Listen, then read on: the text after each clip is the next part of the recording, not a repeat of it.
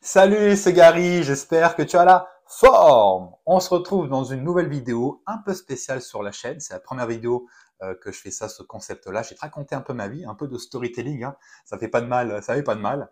Je vais t'expliquer mon expérience en tant que jury et formateur du CQP instructeur fitness. Et je vais te raconter tout ce que j'ai appris, tout ce que j'ai vu, tout ce que j'ai observé, tout ce que j'ai analysé même pour pouvoir voilà, t'aider au maximum. Parce que soit tu passes par ici parce que tu es intéressé par le CQP IF ou parce que tu es passé par ce cursus diplômant français et que peut-être ça va te parler, mon expérience va peut-être te parler. Parce que moi j'étais de l'autre côté de la table, on va dire, en tant que jury, et je vais te dire tout ce que j'ai vu, tout ce que j'ai observé, tout ce que j'ai analysé pour pouvoir que tu aies une expérience la meilleure possible, toi, si tu le passes par la suite, et surtout ce que j'ai vu et qu'il faut totalement arrêter de faire pour pouvoir déjà avoir le diplôme et réussir sa vie, sa carrière de coach sportif. Donc reste jusqu'au bout de la vidéo, je mets le maximum de valeur ajoutée bien sûr, comme dans chaque vidéo. Donc c'est parti, let's go. Alors ma première expérience en tant que formateur, en tant que jury, c'était dès mars 2024, donc il y a un an pile jour pour jour limite, où la promo 1 du CQP Instructeur Fitness Orléans à Formasat a été lancée. Voilà, donc j'ai même eu 2 stagiaires pour l'occasion, Benjamin et Andreas, qui m'a rejoint sur le club d'Orléans, Base Orléans d'ailleurs. Coucou à lui, si tu passes par là.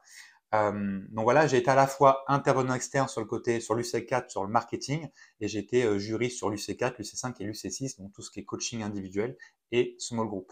Donc c'est là où on est en table, en face à face, on regarde ta séance que tu as pu faire, et en small group, avec plusieurs personnes évidemment, en coaching individuel, et après je suis avec 2 autres personnes, un formateur et un autre intervenant externe, où on te pose des questions par rapport aux séances que tu as pu faire en small group et en coaching individuel, pour pouvoir voilà, te donner les notes par rapport à un barème donné précisément. À savoir aussi, j'ai aussi été jury du rattrapage, voilà, j'ai aussi du rattrapage, donc j'étais jury intervenant externe par rapport à ça. Et j'ai fait la promo 2 et bientôt la promo 3, donc UC4 et intervenant externe. Enfin, c'est à peu près les mêmes matières à chaque fois. C'est là où j'excelle en fait au niveau marketing. C'est là ma différenciation et mon expertise, ma plus-value. Et là, bien sûr, je vais te parler uniquement de la mention PTM, Personal Trainer et Musculation. Ou Personal Training et Musculation. Ouais, je sais jamais. Mais t'as compris le truc, quoi. Il n'y a pas la mention Corco, quoi. T'as compris. Ce qui m'a surpris et même choqué, entre guillemets, c'est qu'il y a un dossier dans une certaine matière où en fait, il y a un événement qui a été fait dans la structure avec le coach sportif indépendant suivi, enfin avec le tuteur de stage, et qu'en fait, ça ne parle jamais d'argent. Globalement, tous les étudiants que j'ai pu avoir, tous les stagiaires que j'ai pu avoir, ne parlent jamais d'argent. Donc quand c'est un projet, c'est compliqué parce qu'il faut investir en ressources humaines, en ressources financières, en ressources matérielles aussi. Donc ça demande de l'argent, du flouze, des pépettes, t'appelles ça comme tu veux. Et ne pas parler d'argent, c'est très simple. Ne pas parler d'argent, parce que bien sûr en France c'est tabou, hein. Quand tu as une belle voiture, on te la raye. Tu vois, c'est un peu le délire. Donc là, on n'a pas la culture du business non plus. Et ça, c'est assez malheureux parce que le fait de ne pas parler d'argent, t'es pas prêt d'en avoir. C'est aussi simple que ça. Quand tu parles pas de quelque chose, tu ne l'as jamais, hein. Tu ne manifestes pas pour en avoir. Quand tu dis, voilà, je veux faire X euros de chiffre d'affaires, X euros net, enfin, tu fais ça comme tu veux. En fait, tu manifestes à l'univers le fait que tu veux arriver à cet objectif-là. En plus, tu te le dis à voix haute, donc ça te motive à y arriver. Si tu ne parles pas d'argent, tu n'y arriveras pas. Donc ça, c'est ce que j'ai pu voir. Tout stagiaire, tout âge confondu, tout sexe confondu ne parle jamais d'argent, en tout cas beaucoup trop peu pour pouvoir réussir leur carrière par la suite. Quand tu deviens coach sportif indépendant, l'argent, c'est la métrique d'une certaine réussite. Et si tu n'as pas d'objectif, tu n'as pas par rapport à cette métrique-là, tu ne peux pas réussir. Par rapport à cette même matière de projet, d'événements dans la structure, il y a des projets pour moi qui étaient complètement hors sujet, totalement ubuesques, voilà, pour sortir un mot un peu, voilà. C'est-à-dire qu'il y avait, je me rappelle d'ailleurs d'un projet, c'était le fait de mettre des compléments alimentaires dans une salle indépendante. Waouh, ça rapportait 500 euros, donc c'est cool. Des fois, c'est des compléments biotech fait ça exactement. Cool. Mais est-ce que dans une salle indépendante, il n'y a pas mieux à faire pour apporter plus d'argent en ayant moins de produits, quoi, en fait? Tu mets du personal training, par exemple, dans une salle ou des choses comme ça, ça va beaucoup plus rapidement, quoi. Et ça rapporte plus d'argent directement. Mais vu qu'on n'a pas cette capacité à se dire au global que voilà, je mets 1 euro et derrière, ça me rapporte 2, 3, 4, 5, 10. Il n'y a pas cette mentalité-là en France encore, malheureusement. Quand je parle de Basifit, où voilà, il faut payer un loyer ou une redevance quand tu es avec moi, donc il y a tout l'accompagnement derrière, où tu donnes 1 euro, hein, je schématise, hein, tu ne donnes pas 1 euro, mais derrière, tu peux en récolter Alors, avec mon accompagnement 3, 4, 5, 7, voire 10 fois plus pour les meilleurs, bah, tu vois, tu payes ça à un Français, un Américain, le Français faire ouais, mais en fait, je sais pas, faut que ça sorte de ma poche, je sais pas. Un Américain, il va comprendre direct, il va tracher le truc, il va mettre la monnaie, il va y aller, hein. C'est vraiment deux mentalités très différentes. Moi, j'ai toujours une mentalité beaucoup plus américaine, donc c'est pour ça que j'ai toujours été très différent de mes collègues ou de mes, de mes- de mes camarades de classe à l'époque. Mais ça, c'est quelque chose où le projet doit vraiment apporter de l'argent à la structure au maximum. Parce que plus tu vas t'investir en plus dans ta structure, plus tu as de chance d'être recruté derrière dans ta structure, justement. Parce que tu as apporté une plus-value, quelque chose qu'il n'avait pas le temps de faire ou qu'il n'a pas pensé à faire. Donc ça, faut le penser aussi, tu vois. Autre chose que j'ai vu en tant que jury, justement dans la partie coaching individuel et son groupe, donc ça c'est intéressant parce que c'est presque réel, c'est presque réel, sauf que bah, c'est les camarades, c'est des autres stagiaires qui font le CQPIF, du coup qui servent de cobayes. Dans l'idéal, si on entend pour le CQP, ça serait de pouvoir inviter, payer une petite somme ou bénévole des personnes totalement lambda, qui ne connaissent pas le sport pour que ça soit beaucoup plus réaliste. Bah, ça serait beaucoup mieux. Parce que comme ça, bah, ça serait mieux pour la personne qui joue le coach et la personne qui joue le cobaye. Ça serait beaucoup plus naturel et beaucoup plus mieux pour tout le monde. Et d'ailleurs, les bénévoles pourront devenir des clients directement des coachs derrière. Donc c'est double. Ça peut être potentiellement plus dur à organiser, mais derrière la plus-value, elle est énorme pour tout le monde et tout le monde est gagnant. C'est du win-win-win, c'est du triple win. Et il y a un truc que je me suis aperçu d'ailleurs dans la promo 2, c'est qu'en fait, les stagiaires, donc qui vont devenir coach après l'obtention du diplôme, ils agissent comme la vision qu'ils ont du coach sportif. En termes d'attitude, ils sont trop passifs. Ils vont des fois pas parler du tout. Ils vont des fois, voilà, agir en mode copain. Hein, je fais une séance avec un copain. Donc l'attitude, ça va être voilà, bras croisés, ou ça va être ouais, ça regarde le sol, puis ça parle pas, c'est très ennuyant. Ou au contraire, c'est très animé. Ouais, on va faire de l'extension, ouais, ouais. Bon, ça c'est plus rare, mais ouais, l'extension, ouais, super, ouh, ça surjoue. Voilà, donc le côté on emmène des bénévoles, ça pourrait être vraiment, vraiment mieux. Mais c'est abusé, quoi. Donc l'attitude d'un coach n'est pas du tout celle qu'on imagine quand on voit un coach faire, pas du tout. Un coach doit pouvoir parler, être moins technicien aussi. Il y a beaucoup de coachs qui sont techniciens, donc bon, tu saoules des gens qui connaissent rien en muscu. Oui, il faut qu'on fasse ça parce que ça travaille demi-membraneux, donc la terminaison, du coup, l'ischio-jambe, est là, et ça passe par là, et en fait, du coup, ça active ce muscle-là. Spoiler alerte, 80% des gens s'en battent les couilles, c'est aussi simple que ça. Donc il faut être justement fun, il faut apprendre à connaître la personne, à sa vie en général, parler d'elle en priorité et pas de toi. Et ça changera de tout autre truc aussi incroyable dans la session UC5, UC6, donc dans son groupe et le coaching individuel. Tu tires un thème au choix pour coaching individuel, donc perte de poids, prise de masse, choses de force, etc. Et après, tu fais ta séance comme tu veux.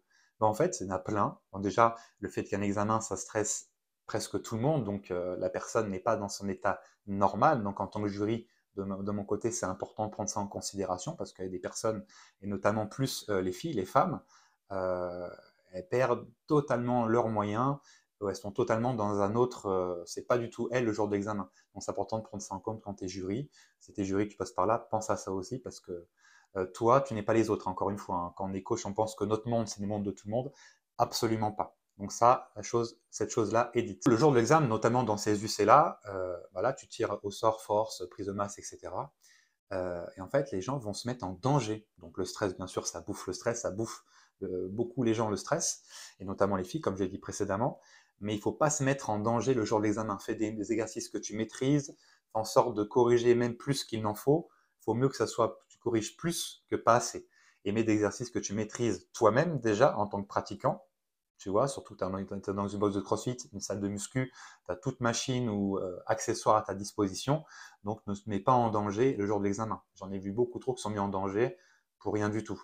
Et pareil, par rapport à ton ordre de passage, ça peut différer par rapport à ta note aussi. Donc pense à ça et pense aussi aux cobayes. Les cobayes, souvent, bah, ça peut être les mêmes derrière. Donc ils vont être plus fatigués, ils vont peut-être plus faire mal les choses. Et ne prends pas en considération que la personne en face de toi, c'est forcément, parce que c'est pas forcément le cas. Et je peux te garantir, quand tu es fatigué, les mouvements ne sont plus les mêmes. Donc surveille ça et fais plus en sorte de corriger plus qu'il n'en faut que moins. Ça, c'est important de le mentionner. À la pratique, après, on est dans une salle où il y a 3 jurys, donc, dont moi, hein, que j'ai pu observer. Hein. Des fois, il y a un bad cops, good cops qui se met en place, donc un gars qui va pousser, l'autre qui va être plutôt gentil, un méchant gentil, hein, c'est un peu comme dans les films policiers. C'est assez drôle. Puis tu as la personne qui est formatrice dans le centre de formation, qui est la ligne au milieu, tu vois, la justice, le juge, là, c'est assez drôle. Souvent, ça se passe comme ça psychologiquement, donc c'est assez drôle, en tout cas, de mon point de vue, pas de point de vue généralement du stagiaire qui passe son diplôme et qui stresse parce qu'il va absolument avoir son diplôme parce qu'il investit du temps, de l'argent et les aides, etc. Et important, voilà, quand on pose une question voilà, physiologique ou pourquoi tu as fait ceci, pourquoi tu as fait cela, euh, fais en sorte déjà de réviser tout ça, bien sûr, à fond, par cœur, avant l'examen. Toujours du bon sens, un sens logique, hein, le bon sens prime toujours sur le reste. Et surtout, si tu ne sais pas répondre à la question, demande à ce que le jury reformule la question, peut-être que tu l'as mal comprise. Mais si tu ne sais pas, vraiment pas, sois honnête et te dis que tu ne sais pas. Un jury privilégie toujours l'honnêteté à quelqu'un qui essaye de chercher une réponse qu'il n'a pas et à faire des regarder en haut, en bas, etc. Sois honnête et ça marche dans la vie aussi. Parce que tu n'es pas obligé d'avoir la réponse à tout. Justement, moi, des fois en salle, les personnes vont me poser des questions, je ne sais pas et je vais le dire justement, j'ai pas la réponse à ta question. Les gens vont regarder avec des gros yeux comme ça. Je dis bah oui, j'ai pas la réponse à tout et je préfère ne rien dire que te dire un truc qui est factuellement faux et que derrière, après, bah, ça s'envenime et tu dis ça à quelqu'un d'autre et c'est comme ça qu'on fait de la désinformation sans s'en rendre compte. Donc, il faut mieux dire je ne sais pas, surtout qu'en France, on a tendance à avoir un avis sur tout. Bah, fais en sorte de ne pas avoir une réponse fausse parce que là, ça se sera préjudiciable pour ta note. Tu peux perdre un point. Et dans le barème, surtout du C5 et C6, tu as des cases grisées, un peu comme dans le permis. Donc, si tu as une croix dans non, alors que c'est une case grisée, c'est terminé pour toi, c'est les rattrapages. Et aussi, quelque chose que j'ai vu, j'ai observé, voilà, quand un jury te pose une question, réponds à la question. Ça paraît simple hein, comme conseil, mais beaucoup trop de personnes réfléchissent à pourquoi il me pose cette question. Qu'est-ce qu'il attend comme réponse? Réponds juste. Ça t'évitera des cheveux gris, du stress, de vomir ou je ne sais quoi avant l'examen. Réponds juste à la question, ne réfléchis pas à pourquoi il me pose la question. Est-ce qu'il veut me piéger? Non, tu poses trop de questions, réponds. L'objectif du CQP, l'objectif du coup des examens, l'objectif du CQPF, c'est de l'avoir. Donc peu importe, le but c'est d'avoir ton diplôme chaque matière, donc tes 6 UC, tes 6 matières validées, peu importe. Donc tu dois te focaliser sur avoir le CQP IF, ni plus ni moins. N'oublie pas néanmoins, tu peux ne pas avoir assez de points sur la totale et aller au rattrapage ou avoir une croix dans une case grisée ou ne pas avoir au QCM, donc je crois que c'est l'UC2 ou l'UC3, le QCM, le QCU, pardon, le questionnaire à choix universel ou je sais pas trop le terme, mais c'est un QCM quoi. Voilà, tu peux le rattrapage et le rattrapage, ce n'est pas mauvais. C'est juste une seconde chance. Donc ne vois pas ça comme oh là là, je suis au rattrapage, oh là là, je suis un loser. Pas du tout. Personnellement, j'ai été au rattrapage chaque année de STAPS, en première année, en deuxième année, en troisième année, et je suis là aujourd'hui et je gagne plus que beaucoup de coachs que je connais de mon équipe et même coach tout court en France. Donc le rattrapage n'est pas égal, n'est pas une nouvelle chose. Au contraire, ça permet de te remettre, de te recentrer sur ce que tu veux faire, ce que tu veux obtenir. Donc seconde chance, il faut la saisir parce que tu n'auras pas une autre derrière. Et pour finir cette vidéo, je te dirai la chose suivante. Le CQP, c'est simplement le permis. Donc le permis te donne le droit de conduire une voiture, de pouvoir en acheter une et de conduire une voiture. Mais derrière, pour pouvoir gagner véritablement ta vie derrière, réussir ta carrière de coach, gagner 1000, 2000, 3000, 4000, 5000 euros et même plus, on peut gagner plus avec le coaching sportif, en faisant plus du présentiel, de l'hybride, de choses comme ça, ou même du en ligne, hein, 100%, mais ça c'est dans un autre registre quelques années plus tard.